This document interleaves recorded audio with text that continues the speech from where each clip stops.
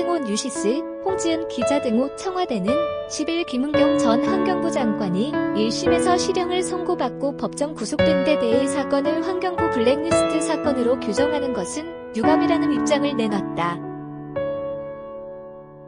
강민석 청와대 대변인은 이날 오후 서면 브리핑을 통해 이같이 전한 뒤 블랙리스트는 특정 사안의 불이익을 주기 위해 작성한 지원 배제 명단을 말한다. 이 사건은 이에 해당하지 않는다고 했다. 법원은 전날 환경부 산하 공공기관 임원 교체 과정에 부당하게 개입한 혐의로 재판에 넘겨진 김은석 장관에 대해 징역 2년 6개월을 선고하고 법정 구속했다.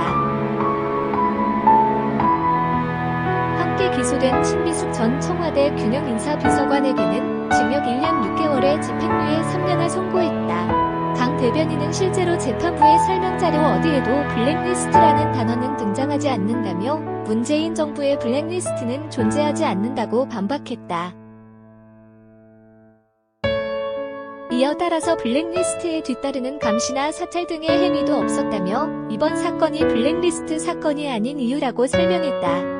강 대변인은 이 사건은 정권 출범 이후에 전 정부 출신 산하기관장의 사표를 제출받은 행위가 직권남용 등에 해당하는지 아닌지 여부를 다투는 사건이라며 앞으로 상급심이 진행되는 과정에서 사실관계가 확정될 것이라고 했다.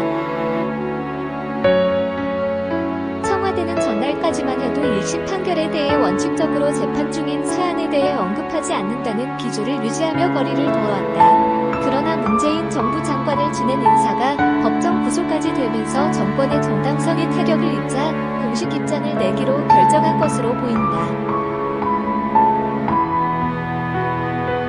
강 대변인은 수사 중인 사안이나 재판 중인 사안에 대해서는 언급하지 않는 것이 원칙이라면서도 다만 이 사건의 성격 규정에 대해서는 언급을 안 할 수 없다고 했다. 이어 우리 정부는 전 정부에서 임명한 공공기관장 등의 임기를 존중했다. 그것이 정부의 인사정책 기조였다고 강조했다. 또 문재인 정부 출범 당시 전 정부에서 임명한 공공기관 임원, 공공기관장 330여 명 플러스 상임감사 90여 명, 대부분이 임기를 마치거나 적법한 사유와 절차로 퇴직했다며 이번 사건에서 사표를 제출했다는 환경부 산하 공공기관 임원 13명 역시 상당수가 임기를 끝까지 마쳤다고 밝혔다. 근거로 재판부도 설명자료에서 사표를 제출한 공공기관 임원들 중 상당수는 사표가 수리되지 않은 채 법령이 정한 임기를 마친 점을 고려한다고 밝혔다는 점을 제시했다.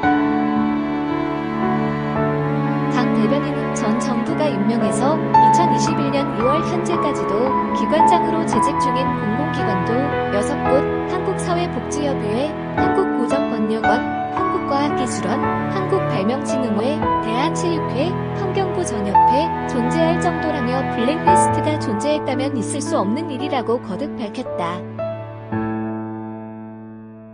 이어 따라서 이번 사건은 환경부 블랙리스트 사건이 아니며 문재인 정부의 블랙리스트는 존재하지 않음을 다시 한번 분명히 밝힌다고 했다.